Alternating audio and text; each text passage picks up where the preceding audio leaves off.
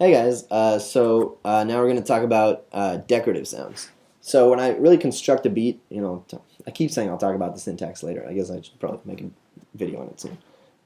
But they're really bass and accent notes create like I was going to say the bass, like the main part of the beat, and then you have decorative stuff that like makes it like more fun, more exciting, right?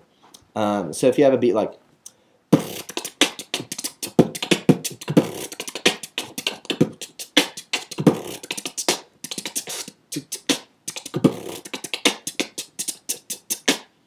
then you really have if you noticed, it almost always did the and that's really the base of the beat. That's the bass hits and the accent sounds, right? And the stuff that made it exciting and change every 8 beats or whatever was the stuff like that, right? So the main sounds you're going to use for this are a sound that I taught you last time, which was just the regular C sound, and that's I said it would be really useful for this. And then you have T and S, and these are super simple to learn. And the thing that you're really going to learn about is kind of stringing them together, I guess. So yeah, just sounds like the letter T, real easy. And then it's very small. It's really more of a, like I said before, it's like a difference that's very small. T and S are kind of on the same spectrum. It's kind of how long you hold it out, really, but regardless, you can make a T and an S sound. You know how to hiss like a snake. And so it should be pretty simple. One of the things that people talk about that's kind of complicated is how fast you do them. And I know a lot of people like to do like, and that like little like triplet sound.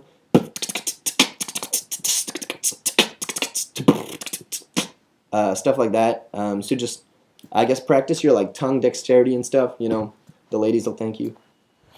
And yeah, so T and S are really, if you want to do like a higher or lower sound, it's the same thing as what we were talking about before. Another important one is to start your S or SH sound with a C sound. So I guess we can call this CS and CSH. So you get like kss, kss, or you get like ksh, ksh. You hear the like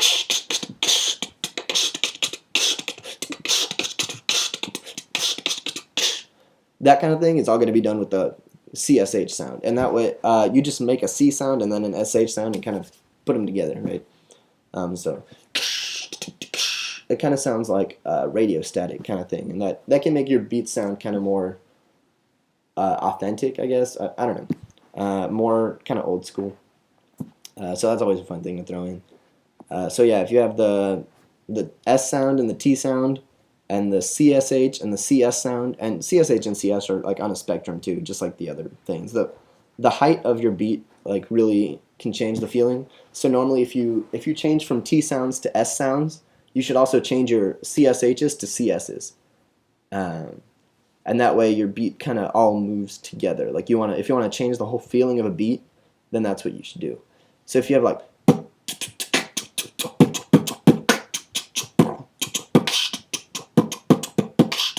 you see that's like a down low beat. Then if you want to change those T's into S's, you should change the CSHs into CSs. So you want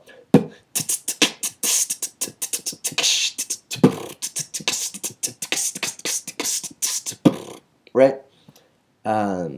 So yeah, really the style of your beat should move together in tandem. I guess that's the whole point. I'm just kind of spreading out these like syntactical tips. I'll still make a video that's like about it, but it's still kind of all over the place. I really should have planned this out better. But yeah, I think also a lot of times, even if you're using good technique on your P sound and you're not making a lot of air, and even if you're doing the inward the K sound, which really helps a lot with your breath control, you're gonna need to breathe sometimes. And even if you don't need to breathe, sometimes there's a strategic breath sound, right? Like, right, where you wanna take a breath and integrate it into your beat. So if you're like,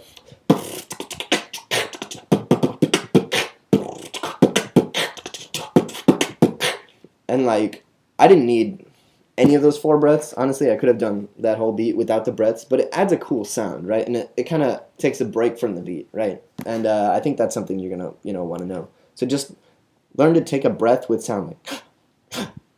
I don't know how I do. It sounds different when I'm beatboxing, doesn't it? Okay, whatever. All I know is it's all in the lips. You just want the air to make sound as it like passes through your lips. So yeah, you can practice that a couple times. That's a cool technique to have. I'm trying to think of any other decorative techniques I know. There's kind of a weird one. This one takes a lot of practice, so if you want to learn it, go ahead. It's not that useful even, but it sounds kind of cool. So what you want to do is, okay, I'm just going to demonstrate the sound first, and then I'll explain it, right? So what you want is, right? So if you're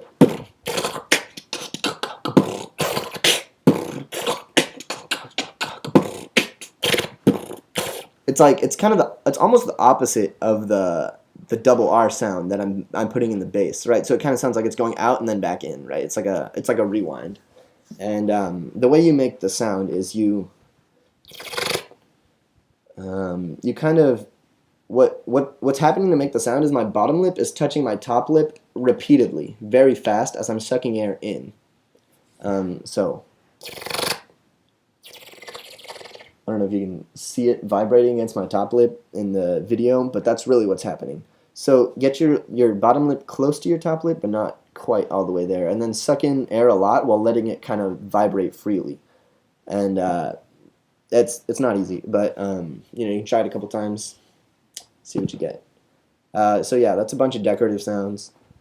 We'll talk about beat composition in probably the next video, unless I think of any other sounds to add. All right, see ya.